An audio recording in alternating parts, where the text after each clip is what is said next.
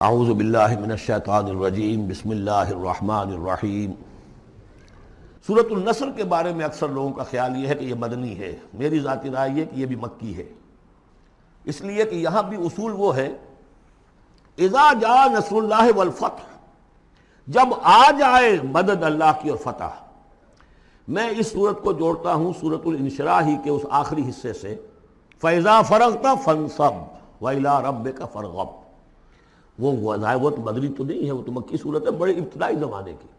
یہ تو خبر دی جا رہی ہے کہ ایک وقت آئے گا، اور پیش کی خبر دی گئی محمد رسول اللہ صلی اللہ علیہ وسلم کو، ایک وقت آئے گا آپ اپنے مشن میں کامیاب ہو جائیں گے اور فارغ ہو جائیں گے۔ فَإِذَا فَرَغْتَ فَانصَبْ وَإِلَىٰ رَبِّكَ فَارْغَب۔ اسی رنگ میں یہ بھی ہے اِذَا جَاءَ نَصْرُ اللَّهِ وَالْفَتْحُ، جب آ جائے مدد اللہ کی اور فتح۔ وَرَأَيْتَ النَّاسَ يَدْخُلُونَ فِي دِينِ اللَّهِ أَفْوَاجًا، اور آپ دیکھ لیں لوگوں کو داخل ہوتے ہوئے اللہ کے دین میں فوج در فوج۔